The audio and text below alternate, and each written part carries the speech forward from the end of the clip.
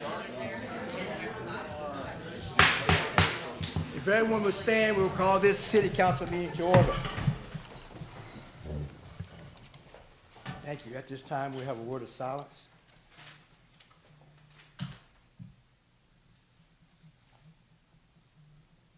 Thank you. I will ask Councilman Todd Stone if he will lead us in a pledge.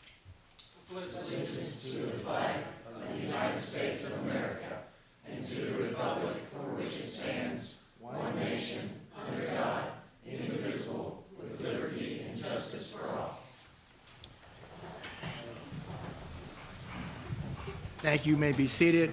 We are here to conduct business for the City of Georgetown City Council for Monday, July the 13th, 2026.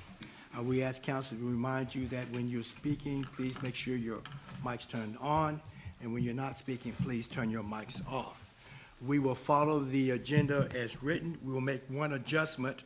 The adjustment on that under mayor's comment, the proclamation for honoring Mr. Frank Chisley had a situational emergency, so we're going to actually have his recognition on July the 27th meeting.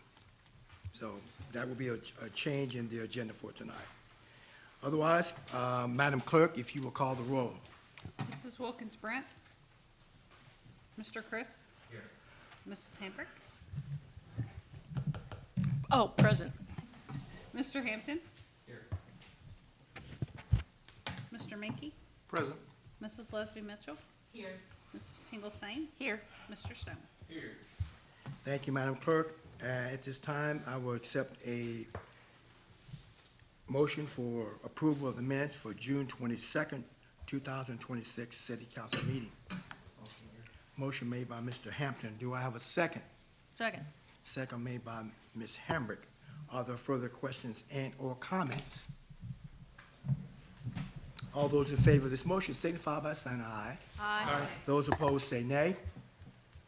Let the record reflect that the motion passed. Item number 4, receipt of the check register. If you have received those, council, please show by raise your hands. Let the record reflect that all has received. Item number 5 is public comments. Public comments, if you will, when I call your name, you come up to the podium, please. Please state your name and what your concern is or what you want to talk about. Madam Clerk will time you. You will have 4 minutes which to state your concern. And at that time, 3 minutes, she will let you know that 3 minutes has elapsed and that you will have 1 more minute. And at the end of 4 minutes, we ask that you have your seat, and then we can continue on with the agenda as written. The public comments is Mr. Ken Butler, thank you, on data centers. So my name is Ken Butler. I'm a resident here of Scott County, and I wanted to talk about the data center. While technical conglomerates pitch hyper data centers as keystone modern economic progress, the multi-billion-dollar developers operate as parasitic infrastructure, extracting immense local resources while returning negligible civil value. The primary deception lies in employment. As formalized by the landmark Brookings Institute study on data center employment, once the temporary, frequently outsourced construction phase concludes, these massive complexes as automated server warehouses require just 50 to 200 permanent personnel. The Brookings Institute data exposes the abysmal return, providing a naive estimate pushed by tech industry advocates, consistently overstating long-term job creation by a factor of 3. This creates a shocking disparity in public investment. A Food and Water Watch analyst highlighted that data centers generate a paltry 1 permanent job for every $13 million invested, compared to just $137,000 required to generate a job in other sectors. To secure these meager numbers, municipal governments aggressively erode their own tax base by granting low-term property abatement and exclusions frequently from sales tax, which cost a state like Virginia an estimated $1.6 billion annually in lost public revenue. effectively subsidizing wealthy tech monopolies. Compounding this financial strain is a severe erosion of local democracy driven by an abusive use of non-disclosure agreements. Before a project is even formally proposed, tech giants routinely weaponize NDAs to muzzle public employees, city managers, and affected officials. The corporate gag filter keeps communities blind to the scale of the impeding infrastructure resources until the contracts are nearly finalized. An example is what's happening in Bergen, Kentucky right now. The tiny agricultural town erupted in chaos when the residents discovered a massive data center was secretly slated to span 10 historic farms stretching toward Shaker Village. Bergen City Council advanced an executive land annexation ordinance explicitly bypassing Mercer County's rigorous plan and zoning regulations. Because of the backroom negotiations were heavily obscured by the NDAs and hidden requests for information, local residents and even selected council members were barred from seeing who signed what or what tracking was used to give away the town's resource baseline. This resulted in public outrage and massive protest. The environmental and logistic tolls of these hidden projects That's 3 minutes. You have one left. is severe, expanding beyond human infrastructure to devastate rural agricultural lifestyles. Data centers consume 40% of municipal water supplies, serving as cooling, and we all know about all the drought and water issues we already have in our county. Furthermore, unquenchable electric demands and regional power grids trigger severe displacement. Roughly 49,000 California residents are losing their electricity due to California's Liberty Utilities, so that they can put in the AI data center. And the data center uses 59,000 megawatts in Tahoe. That's almost 3 times as much as the Hoover Dam. There's no bargaining. They're being forced into the open market. Lastly, we have to work as an agricultural community. There are research showing that in Texas and Virginia, local producers have sounded the alarm over sudden spikes in capital stillbirths, drop-off in herds, and ultimately data centers are not good for our county. Thank you. All right. I see he was the only one on there. Was there anyone else? Yes, I would like to speak. I didn't know we had to ask ahead of time. you can sign in, okay. Name, please. My name is Mary Howard, Okay, go ahead, Ms. Howard. and I mainly have questions that I hope you guys will address tonight. You don't have to answer me now, except the first one. And I'd like to know, going down from my left to right, does anyone here today, have you signed an NDA with any company or anyone associated with the data center, or has any member of your family signed an NDA, or do you stand to profit? If it's no, just go on to the next one. If it's yes, please elaborate. Yes, Ms. Howard, this is, you get to comment on what you want to talk about, but this is not. Okay, well, those are questions that I'd like to have answered. Thank you. I want to know if there is a proposed site already. I don't know, that hasn't, this is the first I heard of anything was Friday night when I saw the late notice for the special meeting tonight.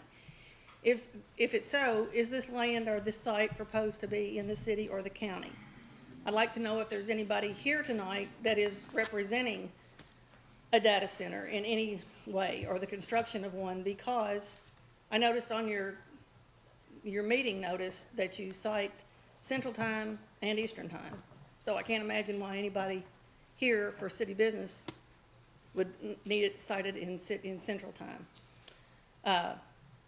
If there's already something that is in the process that's already been discussed or planned, is it a closed loop or evaporated discharge system? Who is going to power this, and are they equipped? Can you prove any of this to us? Can you give us is it going to house federal information or data, such as the flock cameras here in town? If so, are you going to use Chinese components? Because I believe there's a federal law against that. What is the purpose of the data center? How is it supposed to benefit Georgetown? What kind of data are they managing, and how are they doing it? How are they storing it? For how long? Is this gonna be transparent and open to the public? Or is this something that we don't have any hands-on? Have you done land, power, air, and noise studies on this? How it's gonna affect the nearby landowners? How many employees will it hire, which I think was already addressed, because we all have heard there are hardly any. What kind of tax breaks are you all prepared to give? And at what expense to the taxpayers? What benefit to the cities is it gonna be?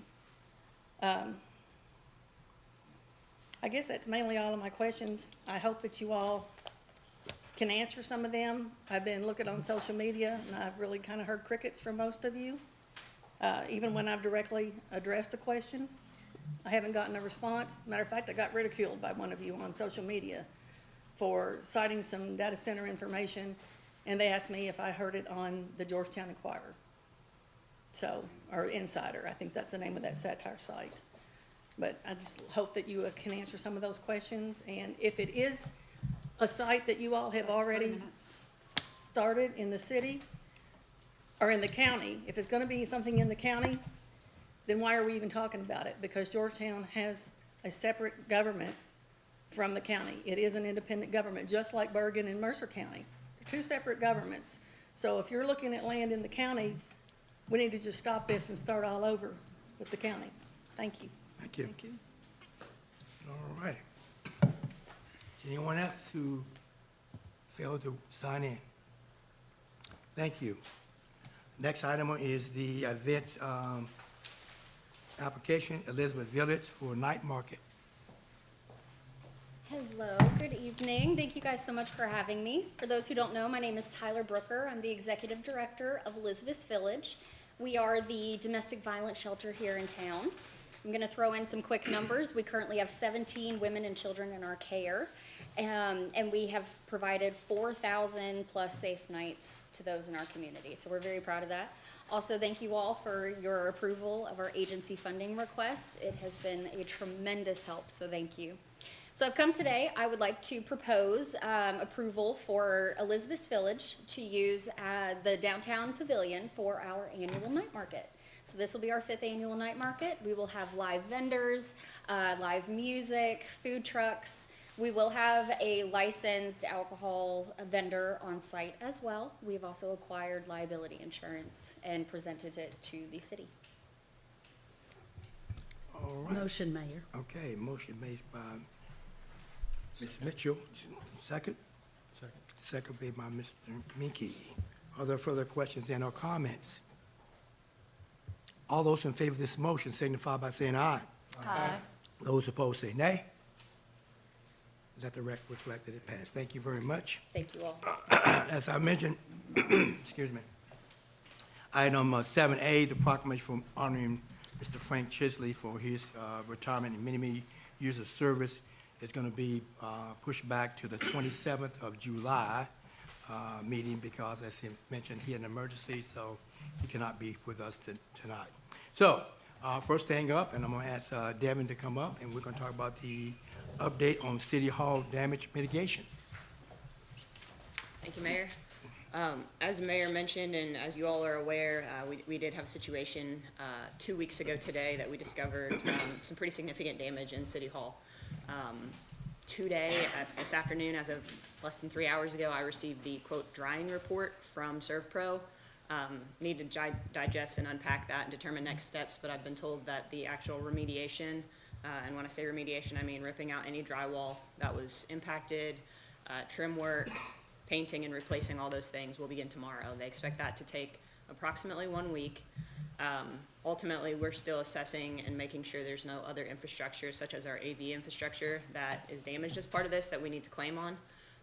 But that's a 30,000-foot view update. I think next time we're meeting, I'll have a lot more information and hopefully a little more certainty to provide a rescheduled date for the open house and kick off council meeting there.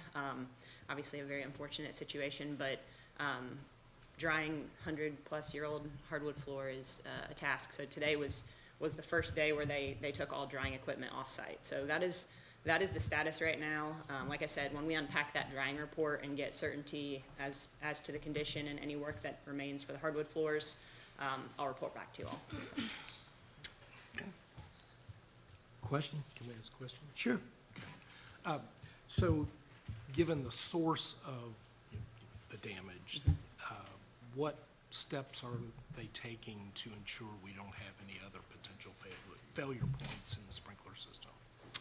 The cracked pipe, it's like a hairline crack, obviously has been replaced. I don't want to, make any affirmative statements in terms of liability or who's responsible, but that appeared to be a very kind of hairline fracture crack. But that piping, that fitting has been replaced already, and we'll do some hydraulic testing and other measures to make sure that's not an issue.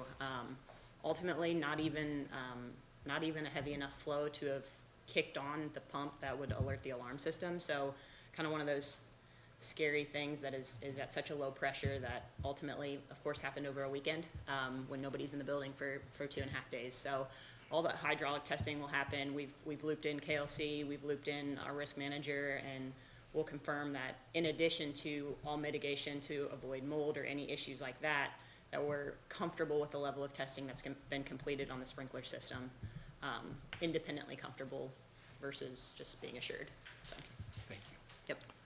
All right, again, I want to, thank the public and thank you all, council, for patience on this ongoing, and thank you for the staff of continuing to work to try to get this taken care of. It's unfortunate, but we are working, and they're working to hopefully have something in place very soon. Item number 7B is the City Hall regular meeting schedule, and you all will see the code there. I believe that, meetings are set up to be at City Hall. That's why. And if they're not at City Hall, they're special meetings. So that's why that's in place. So, Can I add to that? yes, go ahead. Okay. The past couple of years, while it's been under renovation, you all have adopted a regular meeting schedule based on each fiscal year, be a resolution due to that temporary nature.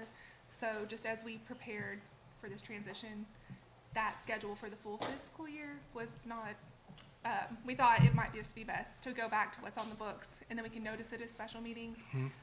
If we have a situation where that's not the better option, we can always go back to adopting a different schedule as a temporary means, but tonight, just to try to get back on track. Okay. That's why. All right. Do we need a motion or anything on this? We're good? Just information only. All right. Item number 7C, which is the Royal Spring Cabin number 2 informational update. And Devin and I have been working with what council asked us to look at someone to actually come and look at that. So I'll let Devin talk more about that. So council at the last meeting had expressed an interest in understanding from a professional in the industry with the qualifications to assess such an old historic structure. We had some recommendations from the Heritage Council, and I say recommendations because, or I say that loosely because it was really one person that was said to be kind of the person in the industry. So we were able to work with him, kind of had to get over a couple hurdles and get a local business license, have some contract reviews. So we've reached that point. He's been on the phone with me like every day for the last week. He's an exciting guy with an interesting background and an interesting scope of experience. But ultimately, I wanted to provide a schedule update in terms of getting this moving forward. So he is going to be on site tomorrow to assess the condition. And what he will do, what his scope of work includes, is that he will generate a report to you all about the condition, his findings, opinions, not necessarily recommendations of telling you all what to do, but giving you the scope of information you need to make the decision.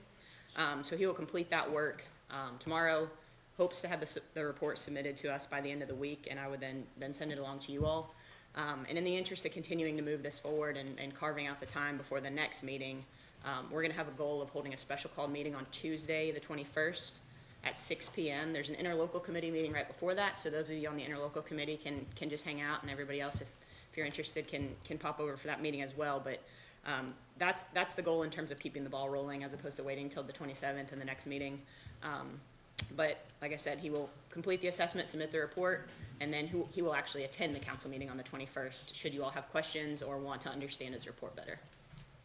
And the reason for trying to get this done, I know we've been talking about this, so I'm trying to kind of give this, push this forward and get it somehow put to bed so we can move forward, whichever decision we want to make on this. All right? Okay, next we have item number 8, which is council committee reports. I'll start with police and, Mr. Minky. Thank you, Mayor. Due to the Independence holiday schedule and travel schedules, we did delay the meeting one day, from Monday to Tuesday, so we held a special meeting on July the 7th.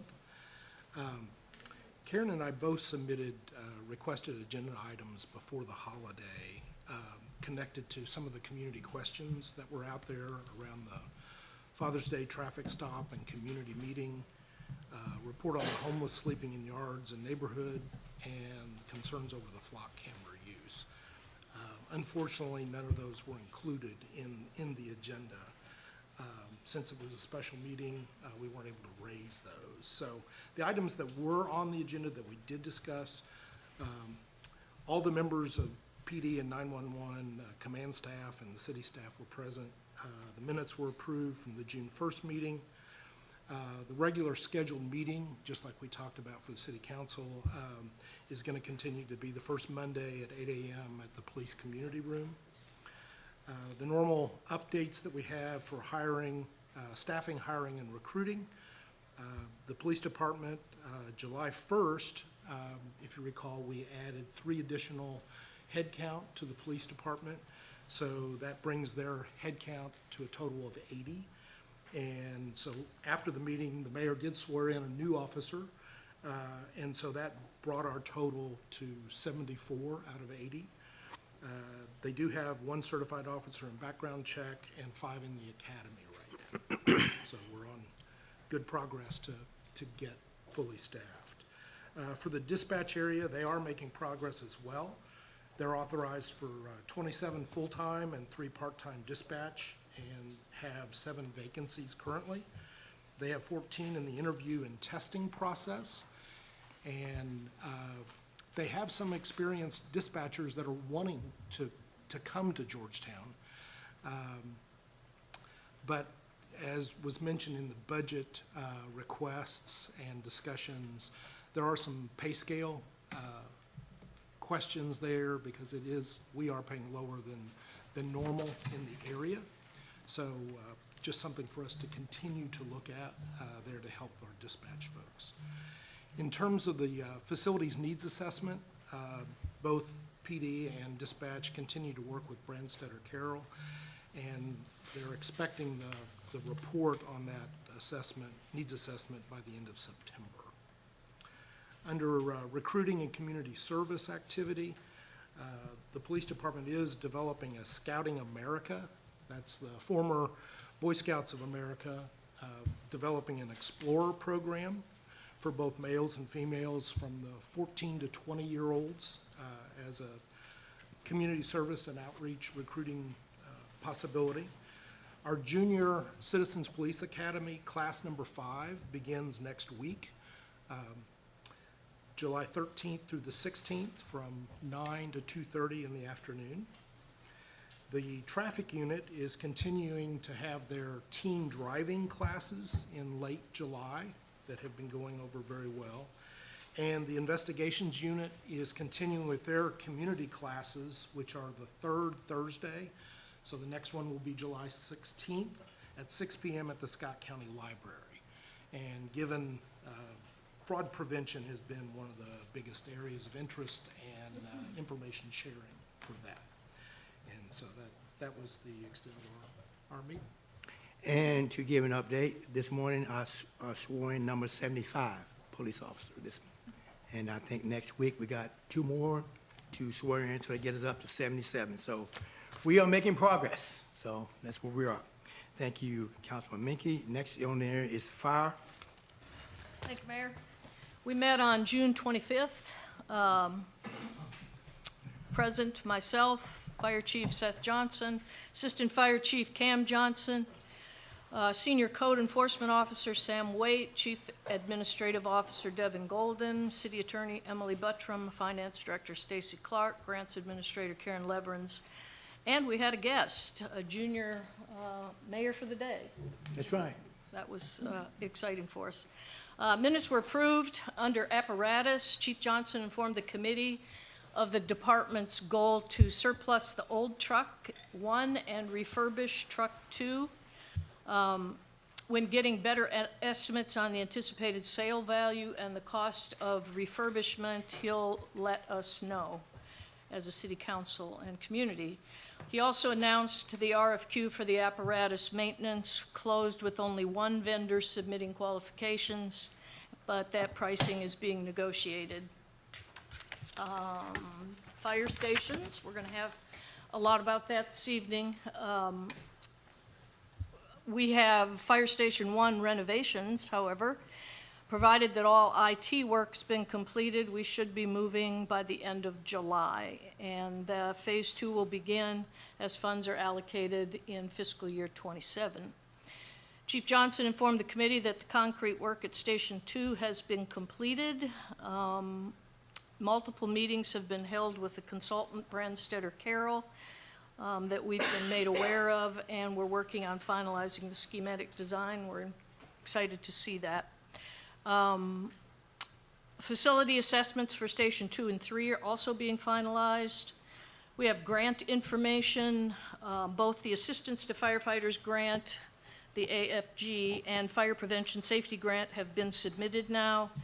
And the equipment sought for these programs are important. Federal funding requested and matching funds would be required from the city.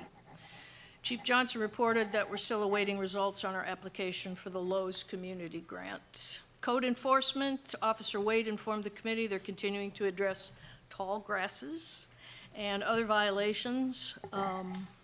Senior Code Enforcement Officer also reported that the Code Enforcement Administrative Assistant will soon be shifting from part-time to full-time.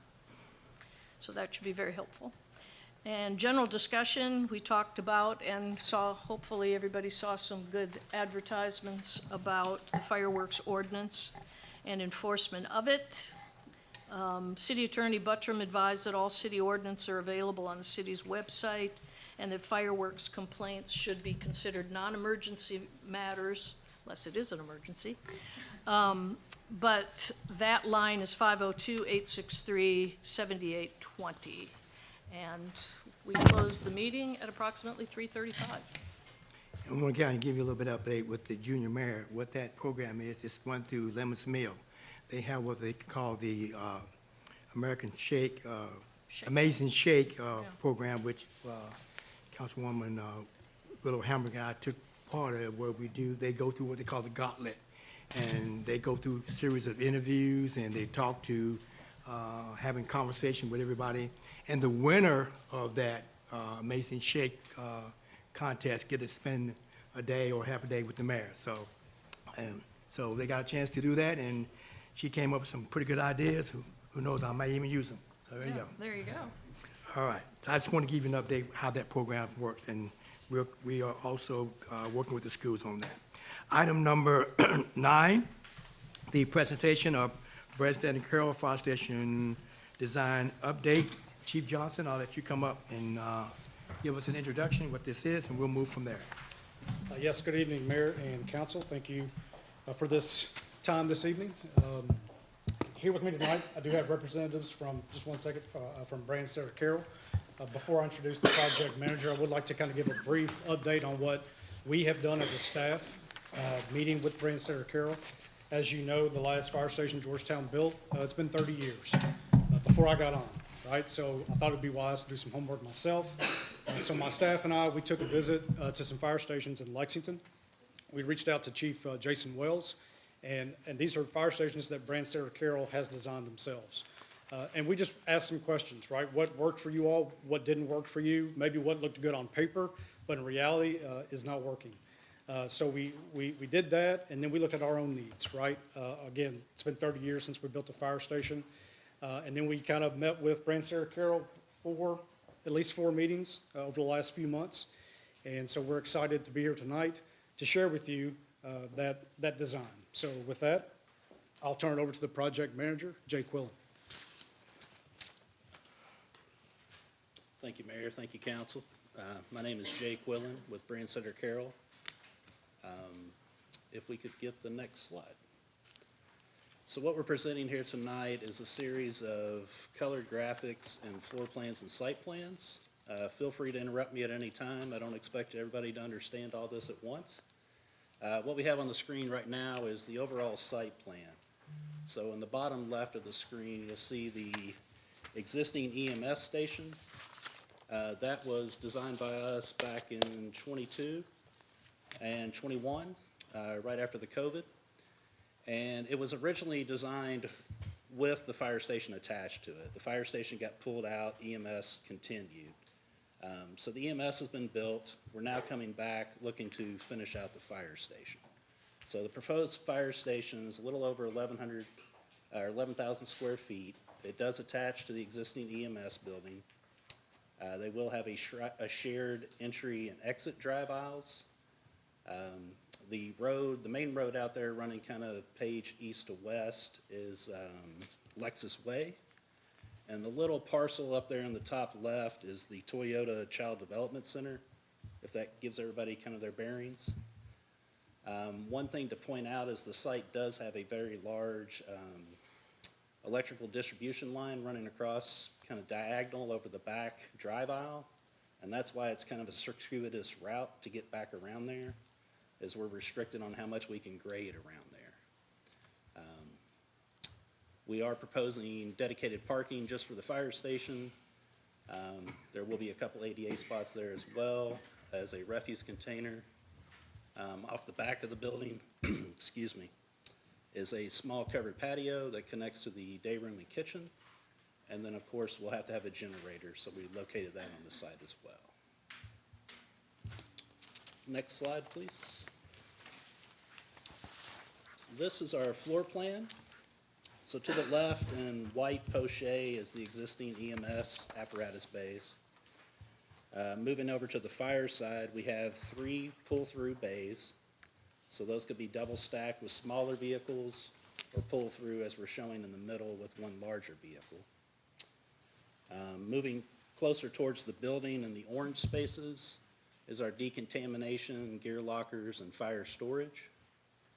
And then moving further east into the blue areas, we get into the bunk rooms, the shared locker rooms, individual restrooms, showers. The gray spaces are kind of your back of house mechanical, electrical. And then further to the east, on the exterior side, we have the day room and kitchen. And at the bottom there is the outdoor patio. At the top of the plan, in light tan, is the entry lobby. And then off to the right is the fitness area. Next plan, please. This plan is just showing what we're proposing as a small storage mezzanine that would be accessed with a staircase off of the apparatus bays. We find this very economical in a lot of our projects. You have the double height apparatus bays. Might as well get some storage space out of it, elevate that as much as we can. So that's all this slide is trying to show.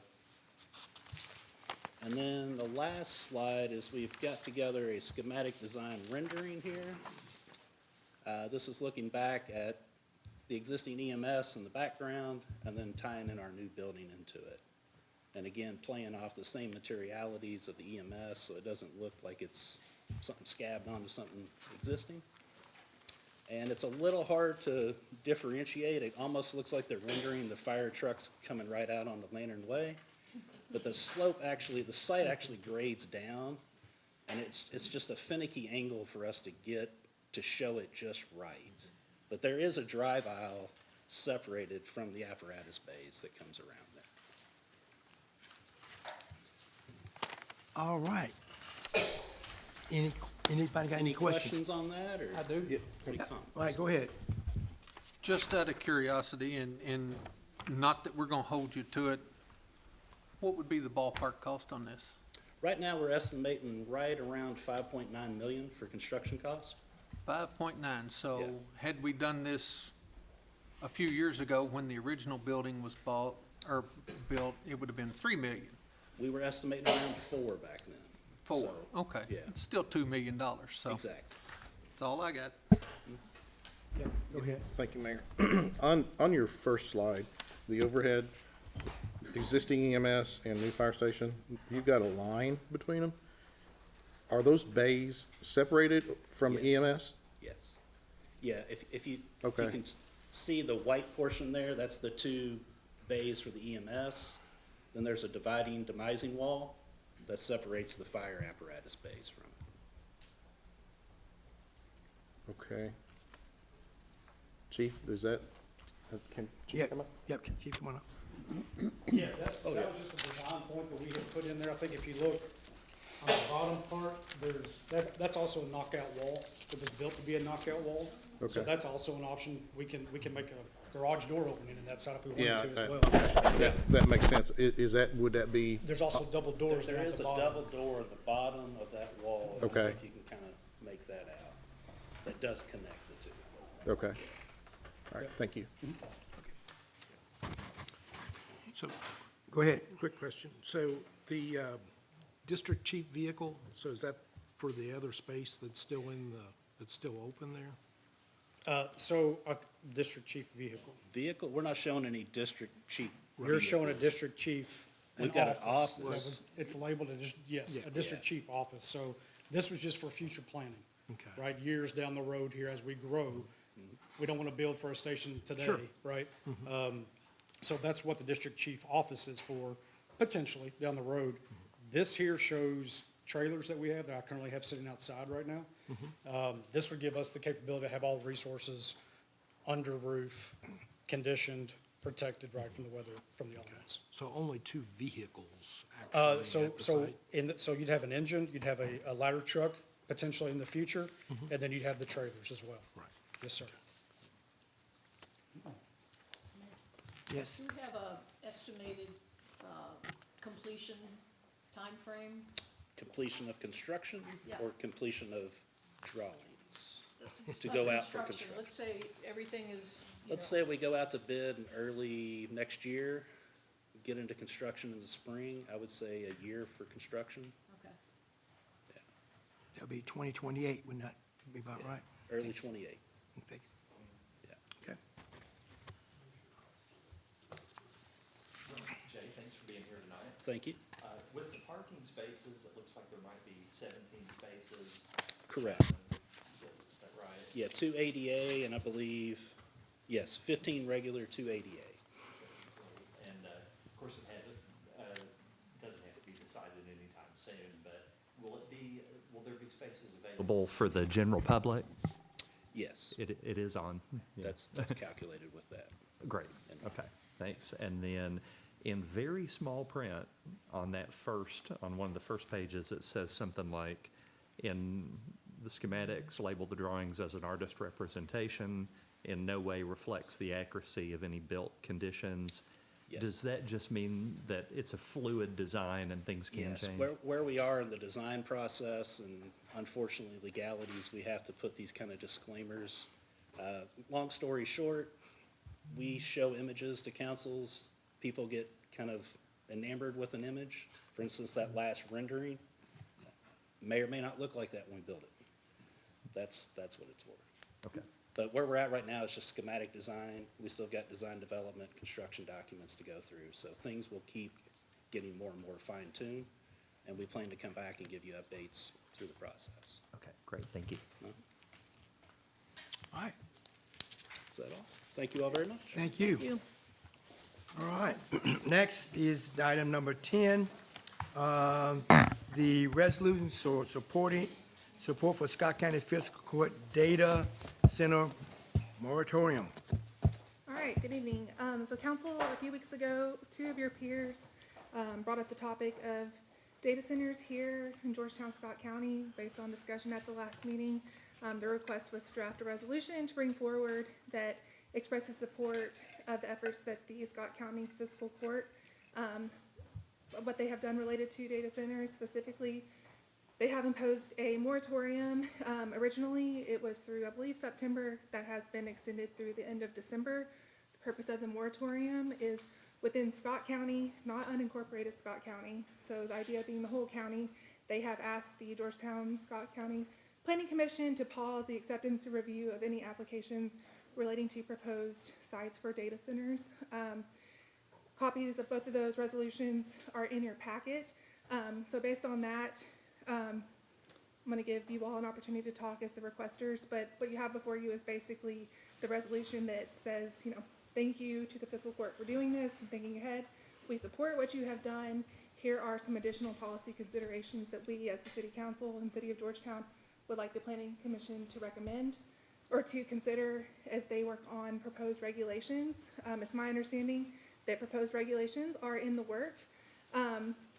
While the Scott County Fiscal Court did request this, there is an opportunity down the road where the same regulations could also come to the City Council, and at that point, you could act to implement your own regulations that are consistent with what is being proposed in the county through the Planning Commission, or you could also have those vary. So we can also read the resolution tonight if that would be helpful, but before we do that, I didn't know if you all had anything to say. If I could, Mayor, this came to light when Lexington was surprised by their data center at IBM, and somebody found the switch for the AC. Thank goodness. But anyway, good job, Chief. Anyway, so rather than somebody sneaking one in to the city limits of Georgetown or Scott County, Scott County jumped ahead. We also discussed about bringing up Councilman Hampton and I discussed about bringing up a resolution to do a moratorium of our own. And in talking with City Attorney Buttram, that we discussed that we could just do a resolution to go along in support of the county's resolution that with Georgetown being within Scott County, that resolution would cover and show that we support that as well. So I think we've covered it, hadn't we? So I think we're good to go to read the resolution. Yeah, I think so. I think the resolution says it all. This is basically going to be in place to help support the Scott County Fiscal Court as well as Scott County Georgetown Planning and Zoning. So I think it's good on all of our parts. Yeah. Mayor? Yes. I am glad that we're being proactive rather than reactive on this. I'm glad that the county is, and I have not heard one person that has come up to me or contacted me saying they're excited about a data center. And I am looking at number 3, of this resolution. The Georgetown City Council hereby encourages the Georgetown Scott County Planning Commission to recommend, if appropriate, zoning regulations relating to data centers that are consistent with our community's vision for responsible growth, efficient use of infrastructure, and preservation of community resources. It's a bit open-ended. Because who's doing the community vision for responsible growth, and who's deciding the efficient use of the infrastructure, and who's deciding on how the community resources are being preserved. So I'm not negative about it, I'm just wondering if that's enough. Well, the guiding plan for the community would be the comprehensive plan, and that's the guide that everyone uses. So if you have questions on the scope and would like to dive more into what that currently sets forth in the vision there, we'd be happy to talk to the Planning Commission, to talk about how these issues are already addressed potentially. Your next update for your comprehensive plan and everything that goes with that will be in the somewhat nearest future. So if this is an area that you would like more clarity on or more specific details, great time to bring that up as well. Okay, I mean, I just want to make sure it's enough of a stopgap. Yeah. Well, any regulations that come up, so again, it all ties to your comprehensive plan, which should be under review. But you all, for the City of Georgetown as a legislative body, you would ultimately be the body responsible for passing regulations on this issue. And so if there are things that come up in the conversation of these regulations for data centers, you would be the voice to help guide and dictate that. The Planning Commission will make their recommendations based on what's already in the comprehensive plan, if that makes sense, and bring that forward to you. So it's a bigger conversation. It's a lot of pieces that connect together. Right. I don't want to misspeak or speak on the Planning Commission's behalf, but I hope that helps a little bit. So this is just a resolution. you're welcome if you want to change the language or work on the scope of this. That's definitely something we can do if you're not comfortable with the scope of some of the wording. But I think that is the intention, is just saying, Yeah. we know there's a vision, a lot of work's gone into that plan long-term, and we just want to make sure there's nothing that's going to be inconsistent with that, if that makes sense. And, you know, this is a moratorium, so I feel comfortable with that. I just wanted to make that statement, that that is the piece to me that's a bit open-ended. Mayor, could Yes.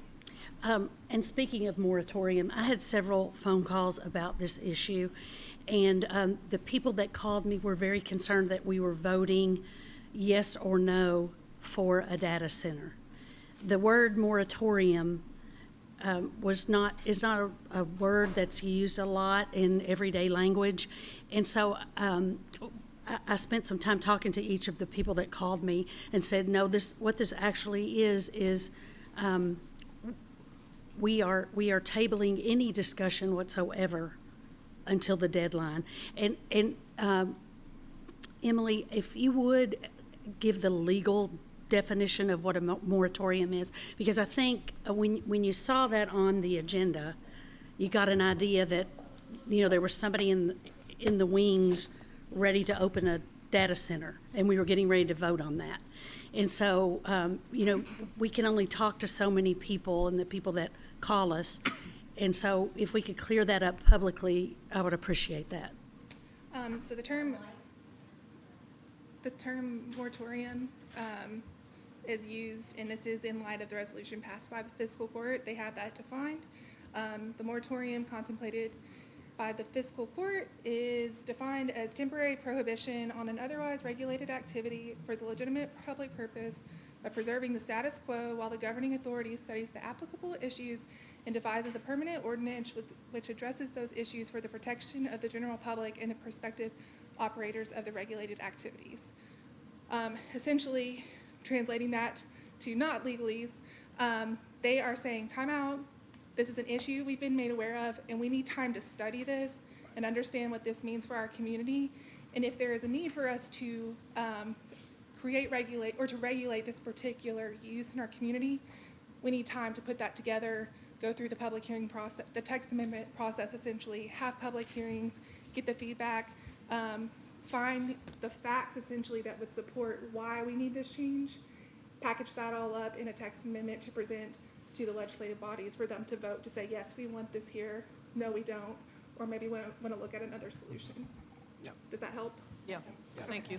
So it's kind of like clarity, make sure that, you know, that before we go deep dive in this, we're making sure that there's questions to be figured out, and also you get public input in also, because we're not making a decision ourselves. This is something that's big, it affects the public as a whole, so you want to make sure your public is also geared into this too, so that's where we are. Yes, sir. So, thank you for doing this. Yep. I'm totally in support of this activity. I think as we are developing the requirements, I think one of the things that would be helpful, even though you're doing that currently at the direction of the county, if the city council could also be included in the information sharing directly, so that we know what's being done, and if there are any red flags for us, we can raise those before, so that we don't have something, and then if something changes or there's some other way to look at it, to be able to have that heads up and be ahead of the curve, rather than get it finished and then just rely on the public notices and things like that. So if there's a way for us to craft that, not controlling it by any stretch of the imagination, but just from an awareness standpoint and from to keep up with what's going on. If we could add that into it, I think that would be helpful for us, and it's an education process as well, so that we understand what it is and why it is and how it is, so that we can figure out what's best for our community. Okay. Mayor, if we could, Holden, I hate to put you on the spot. Is there a chance you could come up and speak on, along the lines of what Councilman Menke was speaking about. Yeah, absolutely. So first, I'll just go on the record, I've not signed any NDAs. I've had no applications that I've been made aware of, anybody that I know wants to do a data center right now. My staff has currently drafted a proposal of what a data center ordinance could look like. I believe that was forwarded to all of you. Yes. That right now is geared for Scott County. If there are tweaks or changes that you guys would like to see for Georgetown, I would happily accept any input on the front end.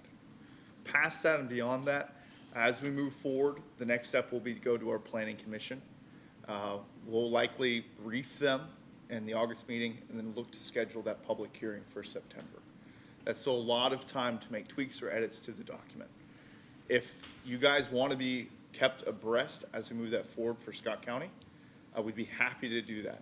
If you guys like the ordinance as we bring it forward to Planning Commission, would like to consider it at the same time as the county, we'd be happy to do that, and you just adopt the same ordinance for both unincorporated and inside city limits. At this point, it's up to you with how much engagement you want to have in this process. And so, just to be clear, yes, more communication is better in this setting. And to your point, as questions come up, as the community has questions, my office is always available to help answer those questions. And we'd be happy to do that as well. Thank you, sir. I knew that would help clear some things up as well, so I greatly appreciate it. Thank you. Can I ask you, Holden, a question while you're up there? While you're up there, can you give, of course, the community is against data centers. I'm against data centers, and yeah, all the questions that Mary came up and asked, I don't think there's nothing going on out there for Scott County as of yet. But can you give an overall sense of what the protections are going to be for our community? Yes. Okay. Yeah, so the guiding principle that we see right now is that number one, it's a heavy industrial use. Its impacts are heavy and should be regulated proportionally to the impacts that it could have. Okay. Number two, a lot of the concerns that we've heard from the community up to this point are that it will be a net negative on the community, whether that's environmental or it raises the rates of electric or uses too much water. And so when we're looking to shape the regulations, those are the kinds of things that we're trying to prevent. So again, it's just a draft. It's been shared with you. There's things in that ordinance right now where we're looking to have a certain percentage of electricity produced on site with a certain percentage of that coming from renewables. It shouldn't be, the burden of everybody to come up with the electricity to do this. When it comes time to cool the system, there's a big difference between that closed loop system and that evaporation system. We favor the closed loop system because we feel that's a more efficient use. And so essentially what we've tried to do is anticipate all the ways that it can negatively impact our community, and we've tried to build regulations that protect the community in that regard. You've spent a lot of time in that document. Is it 20 pages right now? Where are we at? Approximately. About 20 pages of text for one use. And so we're trying to look at it from all angles. Noise is another concern. So we've got language in there that addresses noise. And so, is there any way you can just say no data center within the city limits of Georgetown? is there a way you could do that? Or it can't be any larger than, because I know there may be some companies that have what would be considered their own data center. Because what we're thinking, the community's thinking is a big data center that they're talking about in other areas. But is there any way to say, nope, not in the city limits of Georgetown? So right now, the way that your zoning ordinance is written is it says that no use can be approved except for these listed uses in these existing zones. And so the easiest way to say no to something is to simply not list it in your zoning ordinance. And do we have anything listed now that allows a data center? Up until this point, staff's perspective from planning and zoning has always been that we don't define data centers nor list them as an allowed use in any of our zones. And so right now, the answer is if somebody were to come forward and say, I want to do a data center, staff would recommend denial based on that particular section. Now, there are concerns by some council members that, and I believe RP, is it PB or just P? BP1 was. Yeah, that there's a data processing zone inside the business park.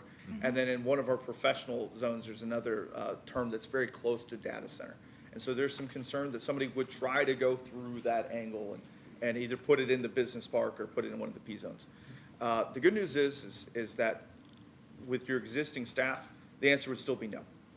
That's not the intent of that use in the BP1 zone. That's not the intent of that use in the P zone.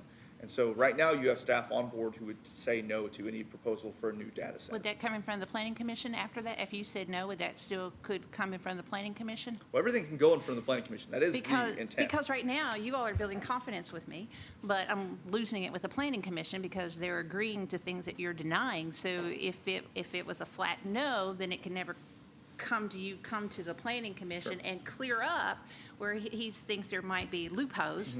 Probably is, clear those loopholes up, but say no to the data center so that you don't have to say no to it and then come to the commission and they say yes. Yeah. With that perspective, I believe that the best pathway forward is the pathway we're currently on, is to create the ordinance that outlines all of the myriad of regulations and restrictions that you want to put on it. Because what we're calling a data center today, somebody could come in with an application for a hotel or a data hotel or something like, we're just housing all the data here, you know, we're not processing it. And they would try to find that same workaround. Or they would say, again, back to BP1, it's not a data center, it's data processing, and we need to get that in front of them. And so staff's perspective always is we'd review it with the regulations that we have on the book. And so, again, right now, we don't define a data center. None of our zones allow for data centers. So the answer would be no.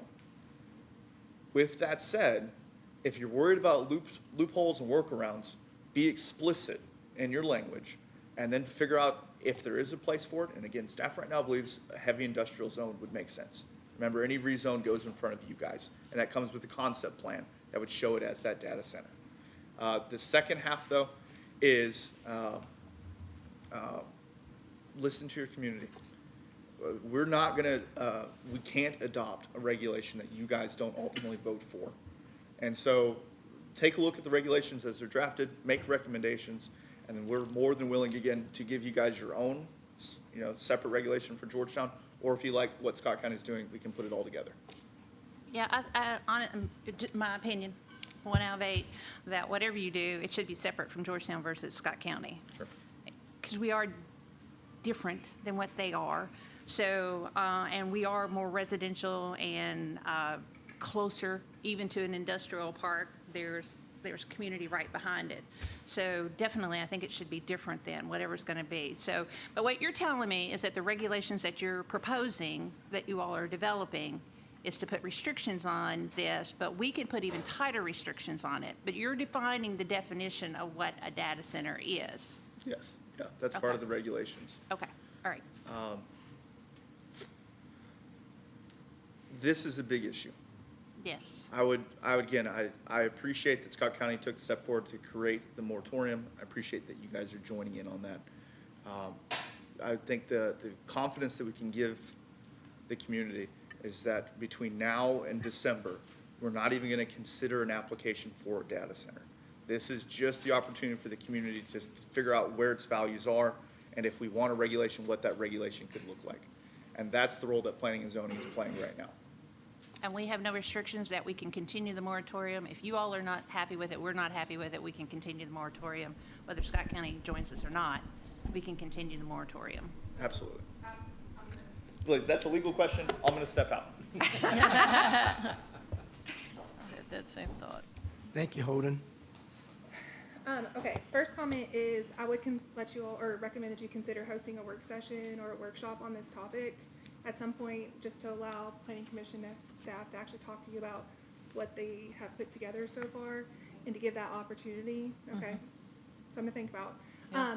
This moratorium that's in place, it is the county's moratorium. They are the ones that put the work in to have the findings and to justify why they have imposed the moratorium.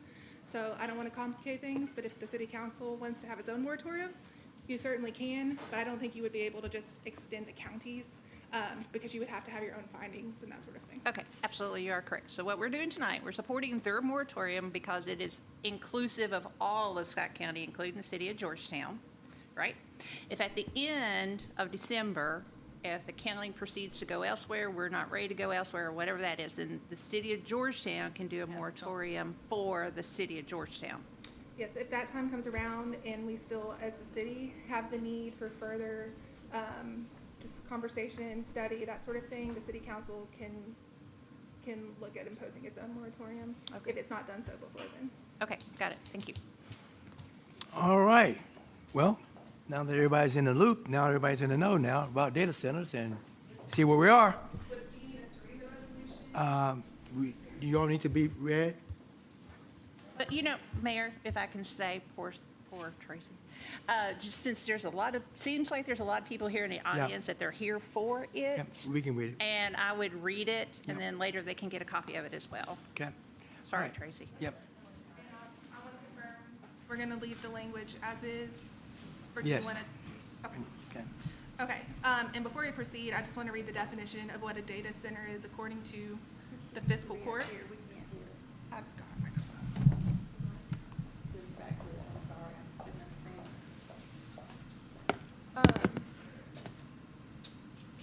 So I'm going to read the definition of data center that the fiscal court has used for the foundation of their resolution.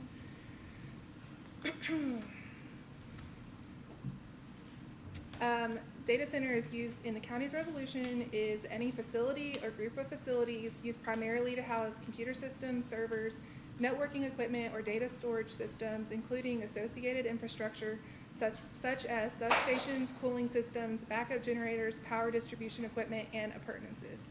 So that's what they're using as the foundation of what a data center means, okay? The scope of that could be addressed through the zoning process. Okay.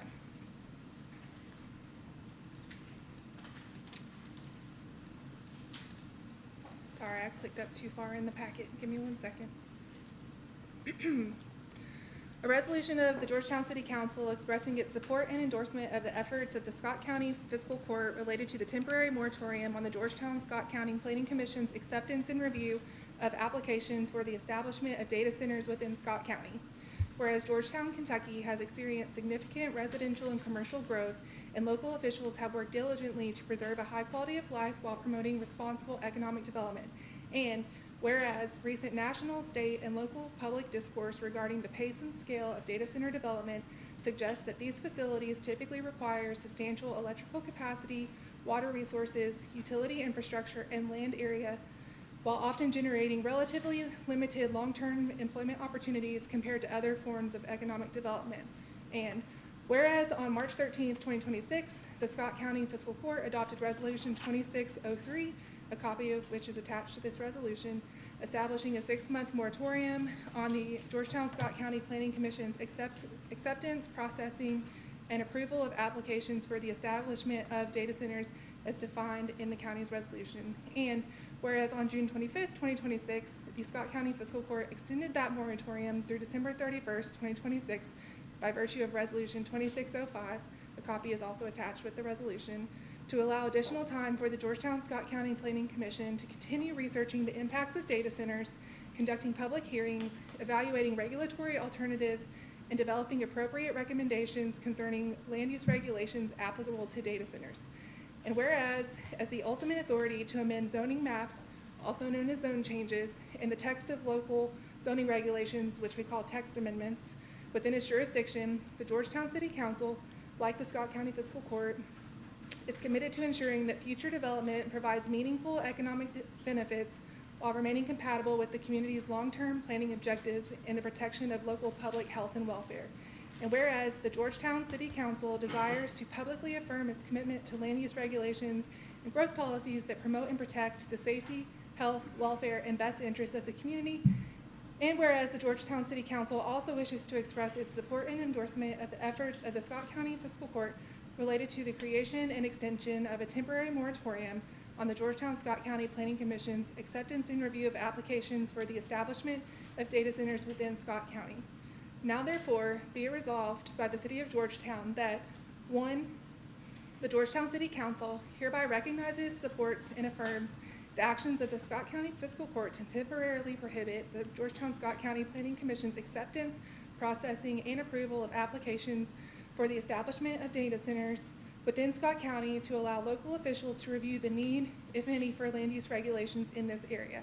2, it is the policy position of the Georgetown City Council that the City of Georgetown's land resources, utility capacity, infrastructure investments, and public services should be directed towards development opportunities that provide long-term community benefits, quality employment opportunities, economic diversification, housing opportunities, and enhanced quality of life for members of the Georgetown community. The Georgetown City Council reaffirms its commitment to balanced, responsible growth that advances the goals and objectives of the Georgetown-Scott County Comprehensive Plan by A, supporting quality employment opportunities, B, strengthening the local tax base, C, preserving infrastructure and utility capacity for residents and businesses, D, protecting utility reliability and affordability, E, conserving community resources, and F, enhancing the current and future quality of life. 3, the Georgetown City Council hereby encourages the Georgetown-Scott County Planning Commission to recommend, if appropriate, zoning regulations relating to data centers that are consistent with the community's vision for responsible growth, efficient use of infrastructure, and preservation of community resources. 4, the Georgetown City Council requests the Georgetown Mayor to provide copies of this resolution to the Georgetown-Scott County Planning Commission, local utility providers, economic development organizations, the Scott County Fiscal Court, and other interested governmental entities as a statement of the Georgetown City Council's position regarding data center development. 5, if any section, subsection, sentence, clause, or phrase of this resolution is held invalid, such infirmity shall not affect the validity of the remaining portions of this resolution. I guess we've not voted on it yet, but if approved, it will have been approved by the City Council as of today, July 13th. So, if you would like to vote on it, good luck. Motion, Mayor. Yeah, okay, so now with that recommendation, at this time, I will take a motion to. Motion, made by Mayor. Mr. Stone, do I have a second? Second. All right, second made by Mr. Crisp. Are there further questions and/or comments? Yes, No, sorry, no, ma'am, thank you. I'm gonna say it anyway, your loophole is the clock Thank you, ma'am. cameras, Thank you. because they Okay. need data centers. Thank you, ma'am. We've already done that. Thank you. All right. Any other questions for Ms. Council? All right. I do You have have a a quick question? one, Yeah. Mr. Mayor. Have we had any input directly from, say, Chase at the water company or Kentucky American about our infrastructure to where could the city even handle? No. Okay. Yeah. Well, then I think that's another reassurance Right. that we likely won't see Right. a data center anytime soon. But Chase, do you have anything to add or comment about that? Wait a minute. Chase, you want to come on up, please? Okay. All right.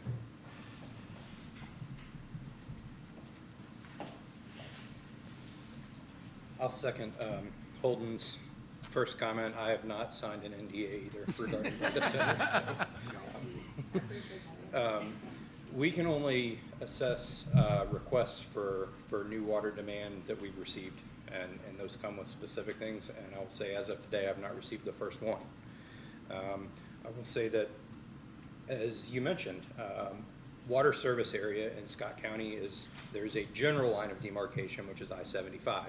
We serve Georgetown Municipal Service, Georgetown, Scott County, west of I-75, Kentucky American, east of I-75. And our service areas are often confused, so I will say that while we have never received a request for water capacity for a data center, I'm only speaking for Georgetown Municipal, so let's make that clear. But I've not heard one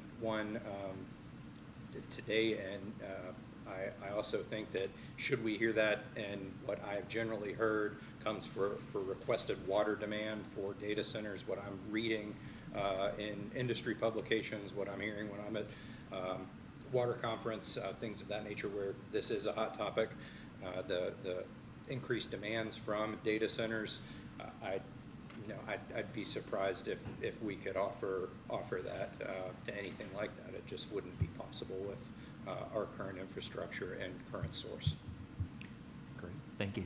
Mayor, Chase, when you gave us the long-term, or what, we asked about the water supply in the long-term, just based on what you gave us then, your presentation then, it would take, if we had a data center like what we've heard and all, it would take all that you projected as 40 more years down, it would take all that water to basically, and then Georgetown would. So I mean, at least for that, if it's on this side of town, that's a good reason to turn it down, even if we were to allow it. It's a great reason to turn it down. Now, what Houghton's saying is that they can regenerate and clean their own water, might end up being a difference, but I don't think Georgetown Water can support it. Lexington American, like you said, I don't know whether they could or they couldn't on that side of town, but what you gave us earlier, we I'd have to couldn't. see their demand, and I, just again, from what I've heard, I can't imagine that there would be enough water in Scott County to support what I've heard, but we'd have to see that specific request. All right. Is there any other questions? All right. All those in favor, oh, go ahead. Yeah, we haven't voted yet. All those in favor of this resolution signify by saying aye. Aye. Those opposed say nay. Now, Devin? Just had two really basic housekeeping things. You know, we mentioned, we read the resolution aloud, which I think is really helpful in a case like this, but also just a reminder to the council, if you hear from constituents and the public, this resolution and the county's resolutions that are referenced in it are available in the packet that's on the city's website under the Agenda Center. So while it's not the signed copy, that full language is included in the packet and available to the public at any time moving forward. The only other housekeeping item, I know Ms. Howard mentioned the Central Time reference on the agenda. This is kind of a PSA. The General Assembly actually in the last session adopted a change to the definition of time, and so all public meeting notices now are required to include Central Time. So feels silly, but that's the reason for that. So you'll all see that on all public notices moving forward. Okay. All right. Next, item number 11, which is planning and zoning ordinance. We have item 12A, ZODA 2025-02. Sponsors are Sonia Wilkins Brent, Tammy Lusby Mitchell, and Kim Minke. An ordinance amending Article 4, Section 4.3, Residential Districts, Article 4, Section 4.4, Commercial Districts, and the Schedule of Dimension and Area Regulations of the Georgetown-Scott County Zoning Ordinance, as recommended by the Georgetown-Scott County Planning Commission. Summary. 1.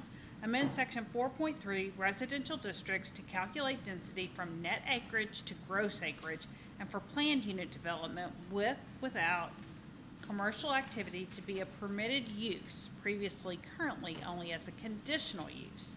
2. Amend Section 4.4, Commercial Districts as follows. Section 4.41 to clarify the intent of the B1 Neighborhood Commercial Zone and planned unit development with or without residential activity as a permitted use, previously currently not permitted in the zone. And Section 4.44 for planned unit development without residential activity to be a permitted use, previously currently only as a conditional use, and for inpatient medical facilities and offices as a conditional use. 3. Amends the schedule of dimension area regulations within Article 4 to reflect the changes made to Section 4.3. 4. Provides for repeal of inconsistent ordinances, severability of provisions, and an effective date upon passage and publication. The full text of this ordinance is available for examination in the City Clerk's Office, 629 North Broadway, Georgetown, Kentucky, 40324, or at www.georgetownky.gov.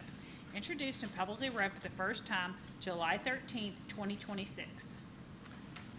Thank you, Madam Clerk. Item B, ZODA TA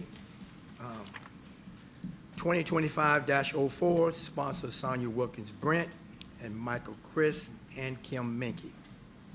An ordinance amending Article 2, Section 2.32.I, Planned Development Project Regulations, Planned Unit Developments, Section 2.322, Condominium Regulations, and Section 2.515, Planned Development Projects of the Georgetown-Scott County Zoning Ordinance, as recommended by the Georgetown-Scott County Planning Commission. Summary. 1. Amend Section 2.3, specifically Sections 2.32.1 and 2.5 related to planned development projects, otherwise known as planned unit developments. A, changes the location of regulations for planned development projects to planned unit developments in the Georgetown-Scott County Zoning Ordinance from Section 2.3, General Development Regulations, to Section 2.5, Specific Use Standards. and B, provides additional guidance and requirements for plan development projects, specifically in section 2.5.15. 2, provides for repeal of inconsistent ordinances, severability of provisions, and an effective date upon passage and publication. The full text of this ordinance is available for examination in the City Clerk's Office, 629 North Broadway, Georgetown, Kentucky, 40324, or at www.georgetownky.gov. Introduced and publicly read for the first time July 13th, 2026. Thank you. Next, we have item 13, second readings of 13A, ZODA 2025-05, sponsors Michael Crisp and Willow Hambrick. An ordinance repealing and replacing Article 4 of the Georgetown-Scott County zoning ordinance relating to zoning district regulations as recommended by the Georgetown-Scott County Planning Commission. Summary. 1, repeals and replaces Article 4 relating to zoning district regulations in the Georgetown-Scott County zoning ordinance. The text amendment establishes new sections 4.1, agricultural districts, 4.2, conservation districts, 4.3, residential districts, 4.4, commercial districts, 4.5, industrial districts, 4.6, professional and community services, and 4.7, historic district overlay. 2, A, change the zone descriptions to a consistent format. B, rename and recategorize the rural residential A5 district from being an agricultural zone subtype, rural residential A5, to a residential zone subtype, rural residential RR. And C, provide character descriptions for each zoning district type. 2, provides for repeal of inconsistent ordinances, severability of provisions, and an effective date upon passage and publication. The full text of this ordinance is available for examination in the City Clerk's Office, 629 North Broadway, Georgetown, Kentucky, 40324, or at www.georgetownky.gov. Introduced and publicly read for the first time June 22nd, 2026, publicly read the second time July 13th, 2026. All right, Council, you have heard the ordinance. At this time, I entertain a motion. Motion made. Motion made by Mr. Chris. Do I have a second? Second. Second made by Ms. Hambrick. Are there further questions and or comments? At this time, Madam Clerk, we have roll call. Vote. Mr. Stone? Yes. Mrs. Tingle Sames? Yes. Mrs. Lesby Mitchell? Yes. Mr. Minky? Yes. Mr. Hampton? Yes. Mrs. Hambrick? Yes. Mr. Crisp? Yes. All right. Item 13B, ZODA 2025-06, sponsors Michael Crisp and Willow Hambrick. An ordinance amending the Georgetown-Scott County subdivision and development regulations to align with state law, KRS 102.275, ministerial review, as recommended by the Georgetown-Scott County Planning Commission. Summary. 1, amends the Georgetown-Scott County subdivision and development regulations to incorporate the outcome of a comprehensive review of the language and format of the document for compliance with House Bill 443, state legislature passed in the 2024 regular session regarding the administration of land use regulations, now codified as KRS 100.275. In addition to the language review pursuant to KRS 100.275, the amendment also includes A, changes to Articles 3 through 9 relating to the procedural and review changes for improved alignment with state regulations, and B, changes to Articles 10 through 12 to consolidate requirements to one location and to correct any discrepancies within the regulations. 2, provides for repeal inconsistent ordinances, severability of provisions, and an effective date upon passage and publication. The full text of this ordinance is available for examination in the City Clerk's Office, 629 North Broadway, Georgetown, Kentucky, 40324, or at www.georgetownky.gov. Introduced and publicly read the first time June 22nd, 2026. Publicly read the second time July 13th, 2026. Council, you have heard the ordinance. At this time, I will entertain a motion. Motion made by Ms. Mitchell. Do I have a second? Second. Second made by Mr. Hampton. Are there further questions and or comments? Madam Clerk, if you will read roll call. Mr. Crisp? Yes. Mrs. Hambrick? Yes. Mr. Hampton? Yes. Mr. Minky? Yes. Mrs. Lesby Mitchell? Yes. Mrs. Tingle Sains? Mr. Stone? Thank you. Madam Clerk, item number 14, City Engineer, Resolution, Local Assistance Road Program, LARP, and 2026 Grant Award. Mr. Eddie Hightower. Thank you, Mayor and the council. So I'm pleased to bring this resolution, which is to accept road funds for resurfacing of two roads. One is Delaplane out in the Toyota area, and then one is downtown off near Boston on Main Avenue for a grant that we received to resurface both those streets. All right, council, you referred to request. At this time, I'll entertain a motion. Motion. Second. Okay, everybody at one time. All right, so Mr. Menke made the motion, second by Ms. Mitchell. Are there further questions and or comments? All those in favor of this motion signify by saying aye. Aye. Those opposed say nay. Thank you. Thank you all. Next, item 15. Sorry, I apologize. I just keep jumping in here. I do want to add one thing to that because we ultimately did just get a Senate appropriation for $3 million and apply some matching funds through the city and county budgets. I just want to be transparent that these funds cannot be applied on top of that. We have confirmed with the state that the best course of action is to accept the funds, knowing that we have 3 years to expend them. So if the project contemplated with the other funds were to fall through or not come to fruition, we still have that 3-year period to resurface Delaplane, but you will not see that happening immediately, whereas the Main Avenue funds can be, once we're under the agreement, they're able to be utilized. So I just didn't want to create any expectations that this was in addition to those funds. Kieran, our grants administrator, has been in great communication with the state, and we've gotten those assurances, but they did say best practice, accept the funds, wait and see, and if ultimately they're not going to be expended, they'll reallocate them. So, thanks. All right, thank you. Next, item 15, file resolution, statewide emergency management mutual aid and assistance agreement. Yes, good evening again, council. Thank you again for this opportunity. So in its simplest form, what this will allow me to do is to be proactive instead of reactive. We never know when a large-scale incident could strike Georgetown. And this will allow me to know beforehand, again, who I can call on for assistance should we need it.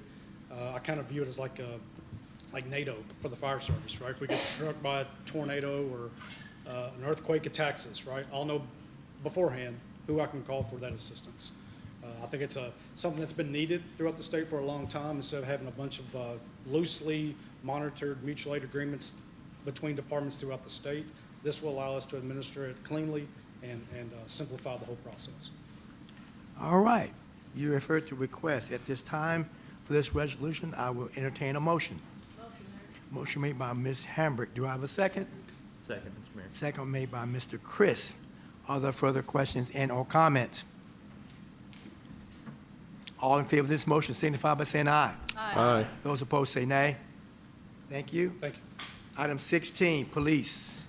Resolution, Kentucky 911 Service Board 2026 Grant Award. Hello. I asked Jennifer to come up just in case you had questions because I'm not a dispatcher.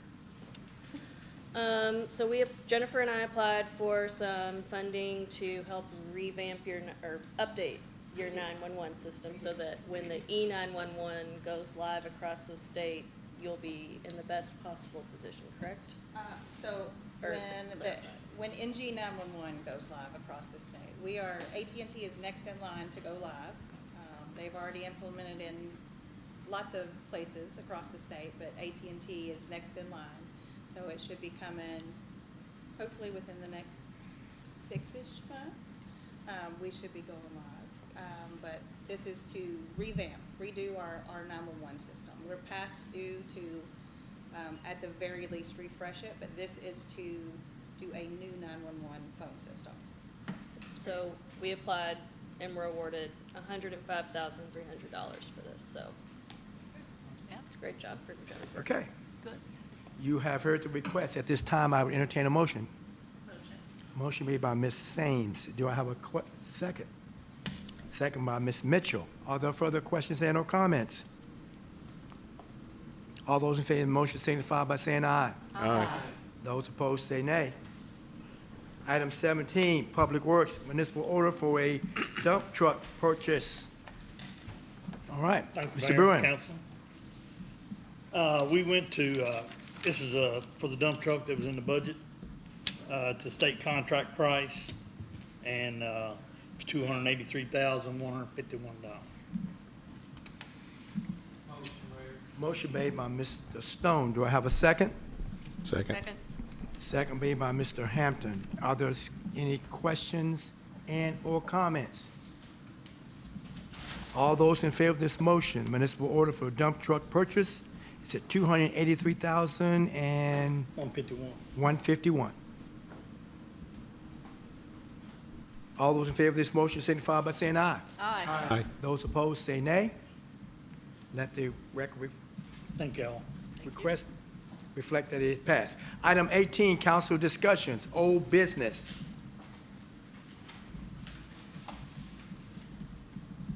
All right, council new business. Mayor, Okay, I have a couple of things. I don't know if it's new or old. We've mentioned it before, but the damage, I had another citizen call me about the damage that they feel like they're receiving from the blasting. okay. So what is it that we can do? How do we help them find a solution for that? What's the go to do that? When years ago, when they were building Kmart, they were blasting Kmart into a hole, because that used to be higher than we were across the street, and they set up a monitor actually in front of the door of the shop for the blast, to register the blast all the time to see what damage it was doing. And one time it went off too much, and they did have to come over, some damage was done, they had to take care of that. So what is going on with that currently, and how do we help our citizens? Because it seems like it's Mount Vernon, this lady lives in Dorchester, which I guess is kind of the back part of Mount Vernon across from where they're at, but I know Kim's had a couple of calls, and maybe some of you all have. So is there anything we can do? What do we do? What can we do? We need to do? I know, come on up here while we're talking, but I know that our staff been working on this, and I asked Eddie to come and give you where we are. That's a good question. And, so all blasting activities goes through the state. Okay. So when we have a complaint, a local complaint, we call the state inspectors. They come out, they check all the seismographs that are put up in place to make sure the vibration is within the standards that are outlined in the law. And I have done that for the Mount Vernon person. He called me one day late last week, and he said he's been out there, he checked the vibration, it was within limits, and that they would continue to monitor the situation at Georgetown Commons with the blasting, and that would continue to keep an eye on the project. And but as from what he told me, they couldn't find anything that he had exceeded the allowable vibrations. So this particular lady, what she's saying is that the nail heads are popping out of her drywall, that they're coming out. If she has a claim, I would send that to the construction company, to the developer of the mall, that there was any damage that she. Do you have does the city have the address and You where? could send it to me, and I would forward it over to. Just send it to me, and I'll make sure we. Send it to the mayor, I'm sorry. Send it to the mayor, and then he can take a look at it and then decide where it goes from there. So hopefully the newspaper will write something for the newspaper to say to make a story out of this, so where these folks can actually try to get some kind of resolve of what their situation are, because it kind of sounds like the city's not. And I didn't figure we were, because it's a big commercial project it is. But because there seems to be several neighbors over there, and it's not like they have the money to sit in and go back after it's all said and done and repair their house. And I think it's going to be hard for them to prove. And I also don't see a big development company saying, okay, I'm going to listen to you because you got some nail heads popping out. But if enough people complain to them, that's why I would love for the newspaper to write an article on it, enough people would go and do that and complain to them, then maybe they would pull back their blasting, maybe they would see they could have a suit on their hands with all these people coming together or something, I don't know. And one thing that this company didn't do when they were blasting for Kroger and blasting for the bypass, I lived in Parkside at the time, they sent inspectors around and photographed inside the house and outside the house. Yeah. This bunch didn't do it. Yeah, That's a big red flag that, you know, I think that seriously needs to be looked at, and, you know, they need to step up and bring forth their insurance company, because I've had one lady that called that said that the paneling in her basement is pulling apart. I had another one that said that her front porch is cracked. And it wasn't that way until the blasting started. So, you know, Georgetown Commons needs to step up and bring forth their information, because got a lot of mad residents in Mount Vernon that are, they're feeling the brunt of it, and they got no recourse right now. And Mayor, if I could add to that, these are the kinds of things that can't be quantified. The pets are going crazy with all of the blasting noise, and the people who have sleeping patterns are going crazy. It's a large development, and people are upset. Sure. Okay. Yeah. I get it, I get it. So if you could, Mayor, put the resource on the website on where these people can, what they can do and go, and if the newspaper would be kind enough to write an article about it and make it public, and then get it on Facebook and shareable and stuff like that, that would be very helpful, I think, to the citizens that live over in that area. Mr. Menke? Yeah, just reiterating one of the comments that we made last meeting at the Georgetown Municipal Water and Sewer presentation. I know there were some folks that had supply line breaks, and whether or not there was any correlation potentially there with the water company. I know that will take some research and things like that, but, you know, given the potential that's out there. We've not been, to my knowledge yet, we've not been contacted about any service lateral issues in that area, but I believe in my absence, one thing that was presented to the council at the last meeting was just where the sanitary sewer line has to be extended through that neighborhood.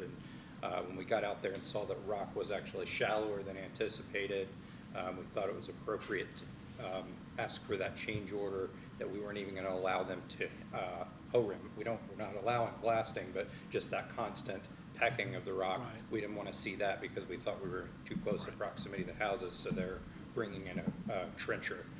So hopefully, if it is truly the blasting, that we'll be made aware if there's service lateral issues, because that would be another thing that a homeowner would have to consider, because that's not our infrastructure. And then also, if mainline sewer or water were to be impacted, adversely impacted, then we would have to follow up on that as well. Yeah. So. And I know we had issues at one point in time in construction where, you know, maybe things weren't put in as well as they could have been in the past. All right. Yes, go ahead. I have a couple of things too, for new business. I think, Devin, you still got. Sorry, we're still. Oh, sorry. Yeah. Tie up one loose end on the blasting one. I want to make sure I heard correctly. It would not be appropriate for the city to be the liaison submitting complaints for private parties. So I thought I heard that, and I just want to make sure to clear it up. The developer's information is publicly available, and ultimately, aside from working with the state when these complaints come in to complete the testing that Eddie talked about, it wouldn't be appropriate for us to submit those claims for private parties, but I just wanted to clear that up, that's I'm the asking for recourse. you to get the information out there as to where they can go, like especially to the state, where local could go if they have a problem or they have a complaint, so that they know where to go to. Blasting jurisdiction, just notifying to go about. to them to give their complaint to them, so Okay. it can be looked into. Good, just want to Yes. clarify. No, I understand that. Thank you. Okay. Yes. Okay, so Is this new something new? business. Okay, thank you. Two new business items, please. In the past couple of years, we've emphasized and supported the need for a traffic unit within our police department. And we see the good work that this is doing in our community, making roads safer and reducing stress when out on the road. I'm wondering if we could talk about adding a responsibility to our police traffic unit that would improve the quality of life in our neighborhoods. All of us have experienced vehicles that are so loud that they shake the shingles of our houses. And could our traffic units address those noise violations when they are out in the field? Is it against the law to have non-compliant muffling on vehicles? Could officers cite violators who are pulled over for other reasons if they notice the noise violations? Could officers pull over vehicles and cite them for no other reason than the noise? And I'm just asking maybe if the police committee could look into those things and get back to us Okay. about that. Is that it? Okay? All right. Yeah, and the other one, could we talk for a minute about the topic of demolition by neglect?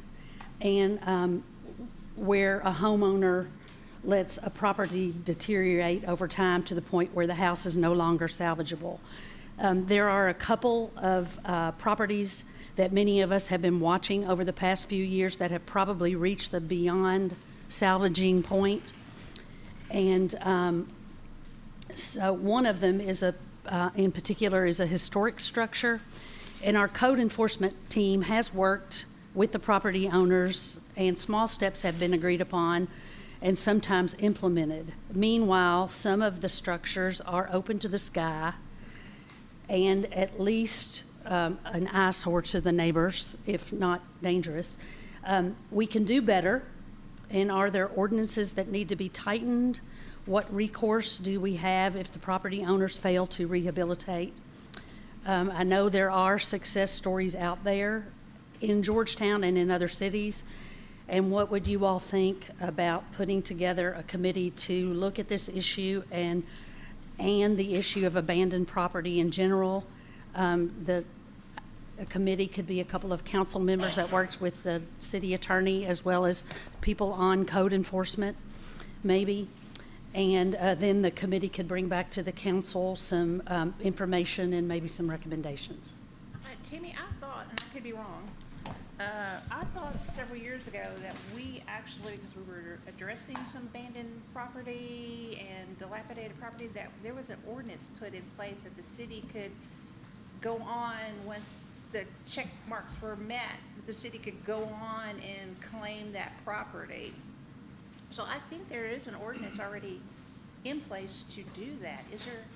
I mean, maybe Emily probably needs to do some research, see if I'm right or wrong, but I thought there was an ordinance for that.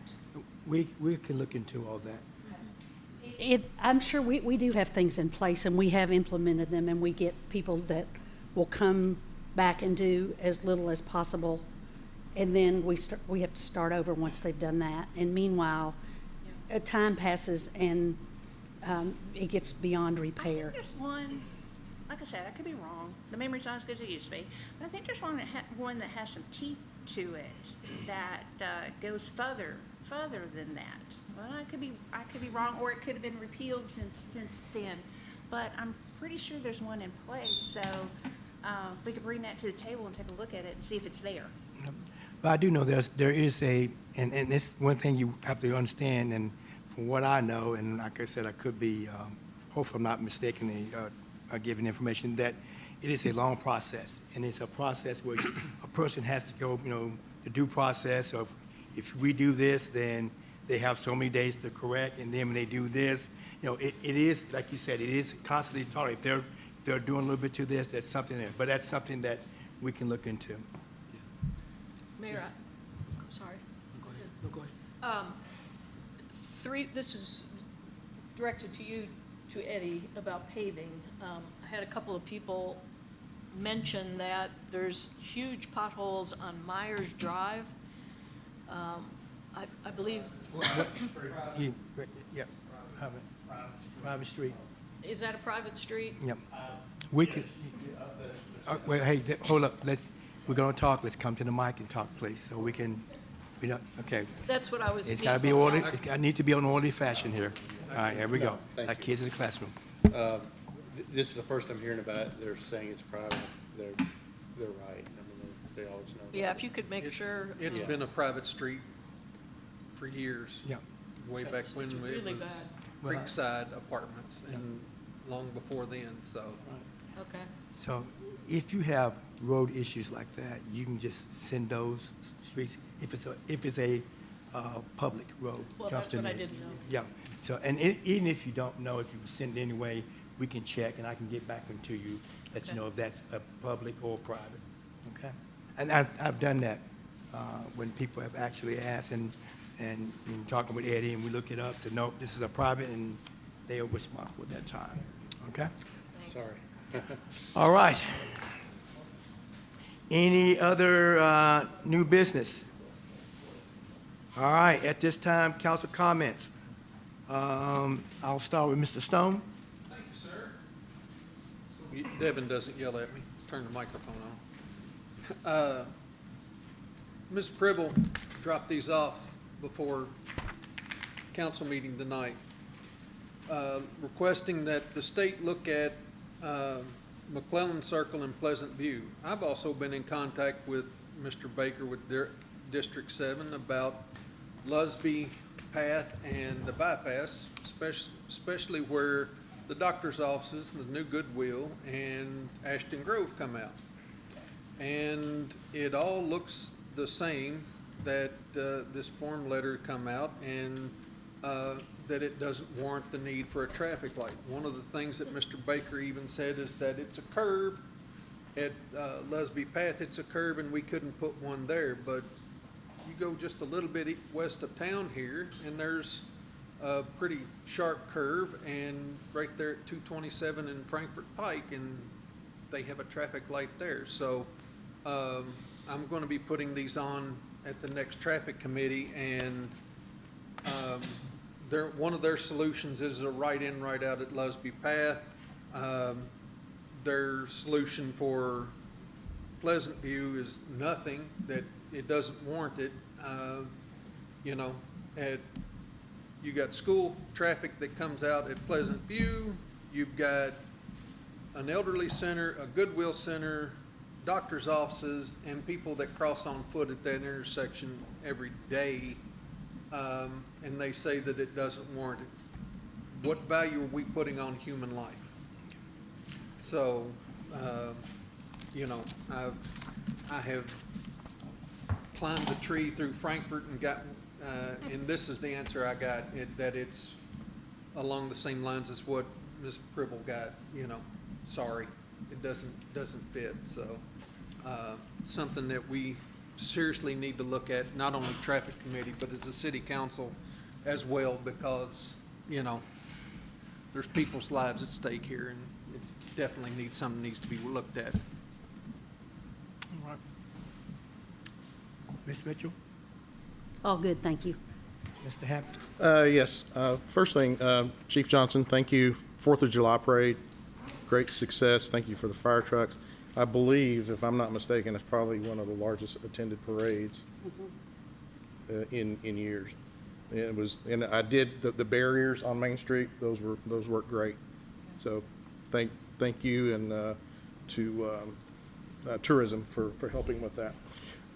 Secondly, Emily, thank you for your assistance with the resolution. That's just a step one. You know, we got a ways to go.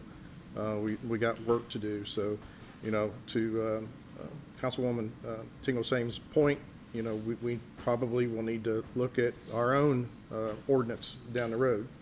But I think in the meantime, we've got this resolution in place. We'll see what planning and zoning comes up with, and we can go from there on the city's version.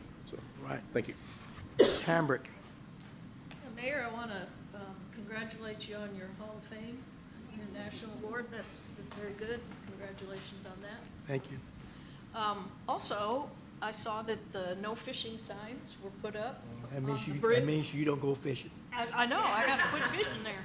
But I appreciate that, whoever was We in got charge that, of doing yeah. that, because it's a very dangerous place across from Arby's to be fishing on that bridge. We can't be forward-thinking enough about the data center topic. And I congratulate the county and all of us for taking this topic seriously and trying to be wise. Mr. Mickey, I'm good, Mayor. Thank you. Ms. Sames, Nope, I am good because Ms. Curlow's never been done. all right, and Mr. Crisp. Yeah, I'd like to echo Councilmember Hampton's comments about the 4th of July parade. It was incredible, huge turnout, great job by Public Works, Emergency Services Chief, everybody, wonderful. It's events like that that just really make you feel like you're in the best city in the United States, which we are, so that's great. And then secondly, to the person who earlier asked if we had signed any non-disclosure agreements, I have not signed any about any non-disclosure agreements. It'd be exciting and neat if anybody ever offered one to us, but I've never had one offered to me, but I have not signed one. All right. All right, if no other business to be brought before this council, this meeting is adjourned.